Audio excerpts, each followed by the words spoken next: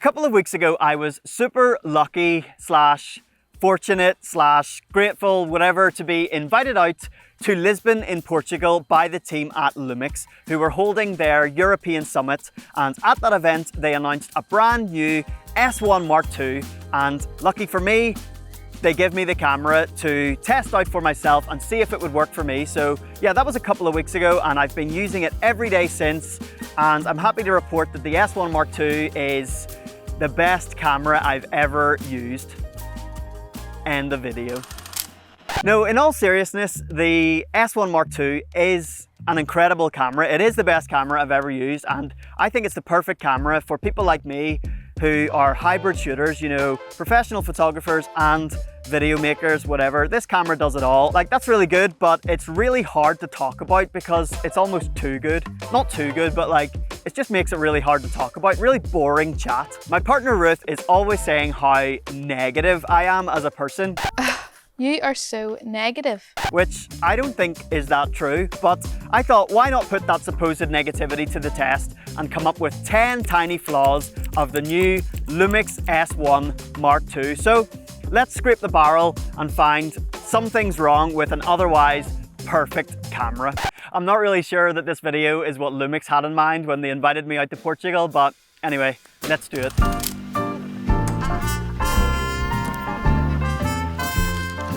Since being introduced to full frame 6K open gate 3:2 aspect ratio shooting with the S1II and the S1II, I haven't been able to make a video any other way. Shooting 6K, it gives you that extra room to export your videos at 4K, but you can still like punch in the shots or whatever. You'll see that in this video. Also, filming open gate with these cameras gives you that extra headroom if you're a video maker like me and you want to shoot something and then edit it after for like the size of an Instagram reel, like 9:16, you know, that vertical video. Shooting open gate gives you that extra headroom to be able to easily do that. Not only have I been shooting my videos at 3:2 aspect ratio open gate, I've also been exporting them as 3:2 aspect ratio recently, and I've really liked that. Kind of leaning into the more like video side. Like, I've always called myself a video maker, not like a cinematographer. Cinematographers or people who are interested in making things look cinematic will probably prefer like a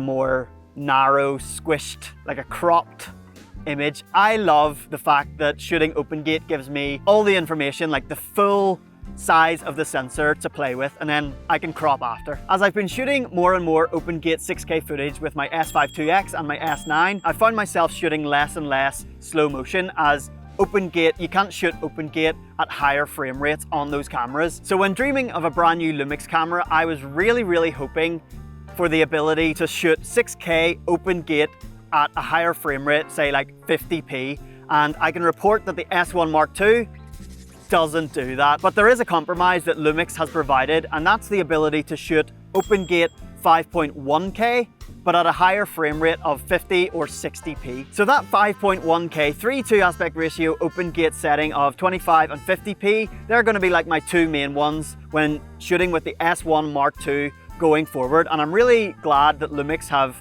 included like a slow motion open gate option in this camera. But that being said, would I have expected LUMIX to include a 6K open gate slow motion setting in their brand new flagship video camera?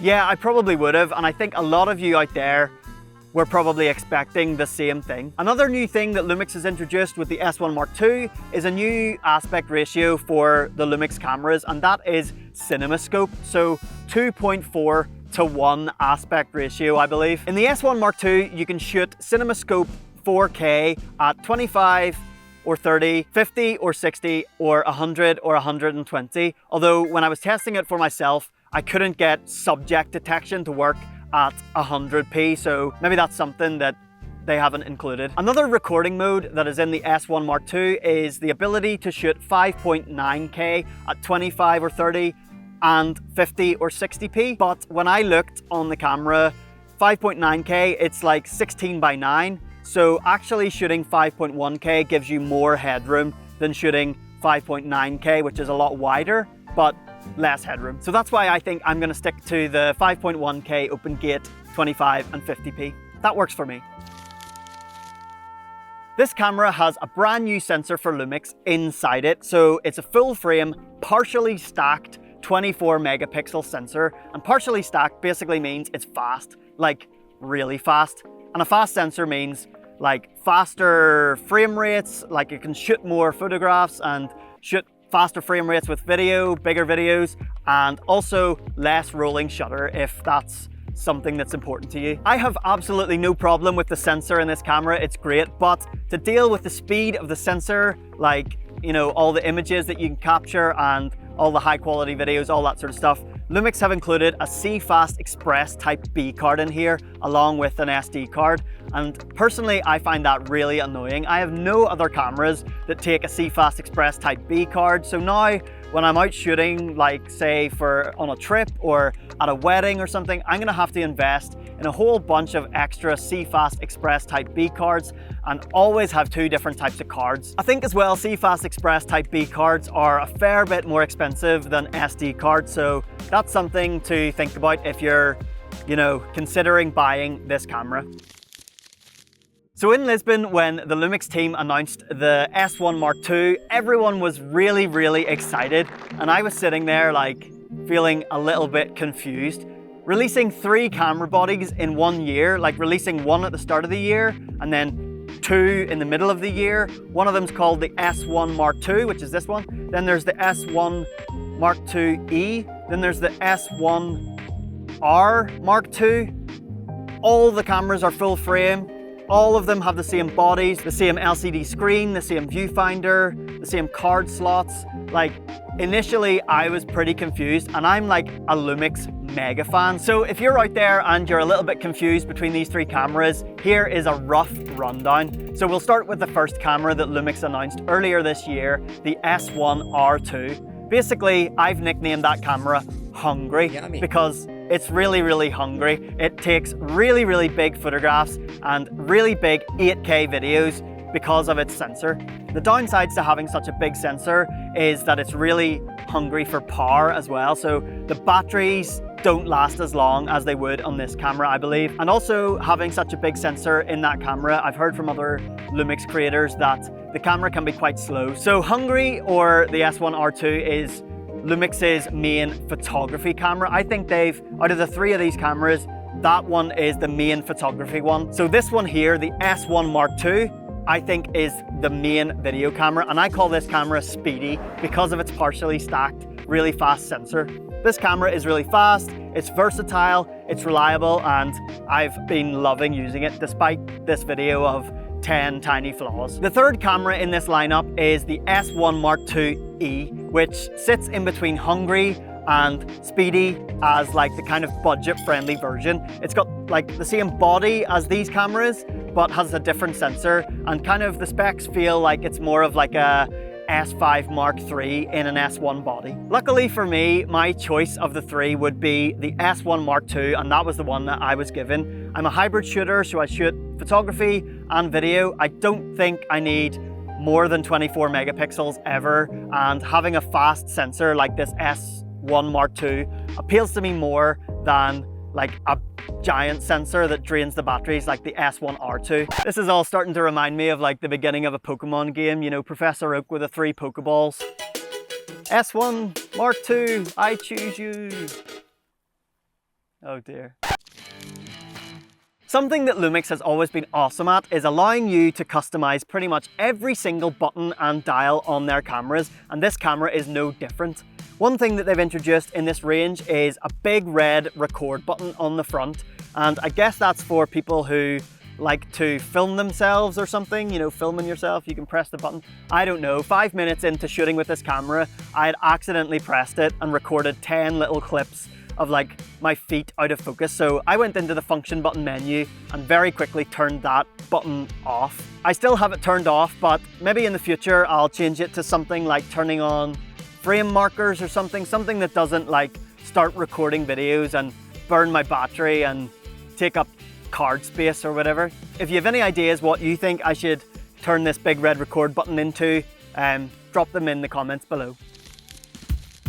This might sound shallow, but one of the main reasons I went for the S5 IIX over the S5 II is because of its blacked out look. Like, I absolutely love it. And if LUMIX provided a blacked out version of this new S1 range, I would 100% go for one. Dear LUMIX, if you want more photographers to make the switch and move over to the new S1 range, make a blacked out version. Every photographer I meet loves my S5IIX because of how it looks. I'm seriously thinking about painting my S1 Mark II, so if anyone has any black paint I could borrow, let me know. Actually, I think I have a Sharpie in the office. I'll check that when I get home. The S1 Mark II's partially stacked sensor allows for, pause for effect, 70 photographs per second on electronic shutter with autofocus tracking and no display blackout. That's really impressive, like really impressive, but I would love to know who needs 70 photographs per second. In all seriousness, who's out there and needs 70 photographs per second on burst mode? I personally only need like 10 or something like that, but I guess that's down to what I shoot. But I would love to know who needs, like what type of shooter needs 70 photographs per second. With 70 photographs per second on burst mode, holding it down for 10 seconds gets you 700 photographs. And that's just maths. 70 frames per second on burst mode, like I actually can't believe it. I'm gonna have to talk about this feature in a video in the future, so keep an eye out for that one. With the release of the S1 Mark II, LUMIX have announced a new autofocus subject detection mode called Urban Sports, which is really cool if you use subject detection, but personally I stick to single point, single focus, or full area, like continuous focus, and most photographers I know do the same. The only subject detection mode I'll use is like eye detect or human detect, whatever, when I'm doing portraits or when I'm making a YouTube video, like a piece to camera, like right now on my S9. It should be keeping my eye in focus, I don't know. I don't take a lot of photographs or videos of motorbikes or cats or boats or UFOs, or it's not really my style. The ergonomics of the cameras in this new S1 range I think is near perfect. Like, the grip is amazing, it feels so comfortable in your hand. The screen, the new tilty, swivelly screen is just class. The viewfinder on these cameras is brilliant. It sticks out from the LCD so your face isn't smushed against the LCD. The sensor to switch between LCD and viewfinder, they've moved from the bottom of the viewfinder up to the top so your hand doesn't accidentally trigger it when you're touching the LCD. There's this dial here, which is your burst modes and your self-timers and stuff. Then underneath that dial, there's a switch to switch between photo and video. So pretty much everything about the ergonomics of the cameras in this range is perfect. The only thing I don't like is the thing I mentioned earlier, the front record button. Like, I promise you'll keep hitting that, so maybe turn that off in the menu. A couple of weeks ago when I was walking around the streets of Lisbon with my S1 Mark II, I had attached to it the Sigma 45mm f2.8 lens, which is quite a small lens. It pairs really nicely with this camera, but I still think I was getting quite a lot of eyes on me because of the size of this camera. Or maybe it was just down to my ginger mustache, who knows. I only shoot vlog for video, and I absolutely love it. Panasonic's vlog profile is one of the nicest log profiles I've ever worked with. Like, in my opinion, it's better than Canon, it's better than Fujifilm. It's like maybe on par with Blackmagic. So nice to work with. I love vlog footage. And on my S5IIX and my S9, when shooting vlog, there are two native ISOs that I use. So 640 and 4000 ISO. They're basically the two ISO settings that give the least noise. So I only shoot videos at 640, usually when I'm outside, like right now on the S9, or when I'm inside, I'll flick it up to 4000, and if it's really dark, I will go up from there. But I never shoot like anything at like 800 or 1600 because 1600 will be noisier than 4000. So 640 and 4000 are the dual native ISO settings when shooting vlog footage with the S5 II and the S9. But what about the cameras in this new S1 series? Well, let's start with the easy one. So the S1 Mark IIe not this one, the E, that's the budget one. It has the same native ISO settings for Vlog as the S5II and the S9 have, so 640 and 4000. So that's really easy to remember. So what about Hungary? The S1R2, the dual native ISOs when shooting Vlog with the S1R2 are 200 and 1000, not even similar to the 640 and the 4000 of the other one. So finally, what about this camera here? I call it Speedy, the S1 Mark II, you know, the one with the partially stacked 24 megapixel sensor. The dual native ISO settings for this camera are 640 and not 4000, but 5000.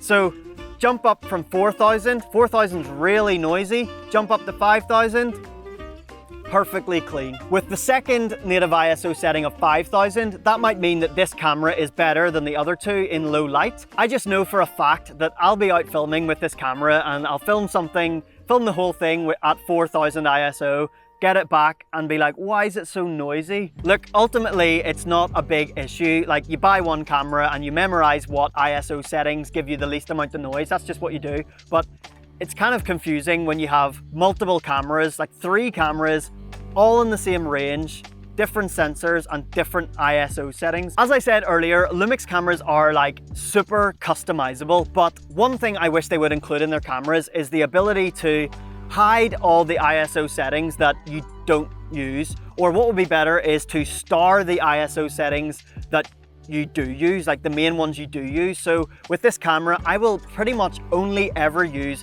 640 and 5000 when shooting Vlog.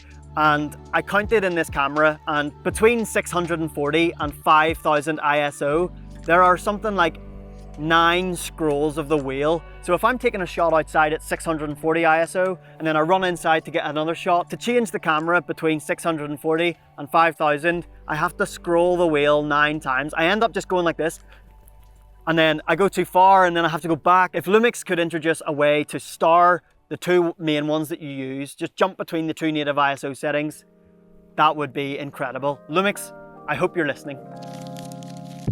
This camera right here, the S1 Mark II, boasts an incredible 15 stops of dynamic range.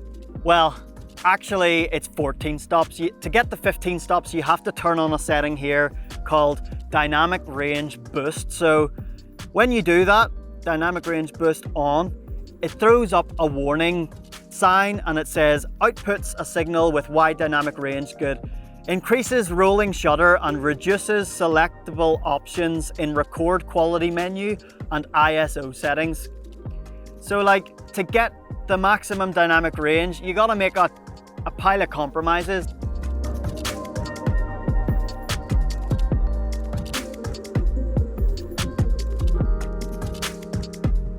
So for me, I'm asking the question, who is that dynamic range boost mode for? Like, you can't really be doing handheld stuff with like increased rolling shutter. So it's got to be like a high contrast, locked off scenario, like maybe interviewing someone with a window behind them or something to, you know, a high contrast scene. I don't know, it seems quite a niche situation that you would want to increase the rolling shutter just to get that one more stop of dynamic range. Like, I think dynamic range isn't everything. That's just me, I don't know. Maybe people out there are like, dynamic range, yeah man. Without the boost mode, this camera has 14 stops, and let me tell you this, that's enough. So there we go. Consider the LUMIX S1 Mark II barrel well and truly scraped. Setting aside all of these minor personal negative thoughts about this camera, I just want to say again that the LUMIX S1 Mark II is the best camera I have ever used, and going forward, this is going to be my main camera for both photography and video, and I think that's exactly who this camera is for. Hybrid shooters, lazy hybrid shooters who just want one camera that does it all. If you're watching this and you're a video only shooter, then chances are there's a better camera out there for you. Similarly, if you're photography only, then there's maybe a better stills camera out there for you. But if you're like me and you're a hybrid shooter and you're on the hunt for one camera that is incredible at photography, but equally incredible at video, a camera with brilliant battery life, with next level stabilization, with autofocus that is on point, a camera with a brilliant viewfinder, with a flip-out, tilty, twisty screen, a camera whose files are beautiful to work with, one that's fast, one that's reliable, one that's really, really customizable, and really hardworking and trustworthy, then it's hard to look past this new LUMIX S1 Mark II. Maybe this is your camera. Listen, a camera is merely a tool to create. It kind of annoys me when people get like really, really into the specs. Just look at the comments in any like camera review video and you'll see these people that are like, oh, this camera destroys that camera or whatever. Like, that's just not the case. The truth is, it doesn't matter what camera you use to create. What matters is that you create. The camera is just a tool to like capture and tell your story. That's something that I'm constantly trying to remind myself, is to put more energy and effort into telling like a really good story rather than to put energy and effort into caring about what specs a camera has. Like if you're out there, you're watching this and you shoot with a Sony camera or a Canon camera or even one of the older LUMIX cameras and it's working for you, great. Currently for me, it's Panasonic LUMIX who are making the best tools for me to be able to capture and tell my stories in the way that I want to. And that might be different for you and that's totally fine.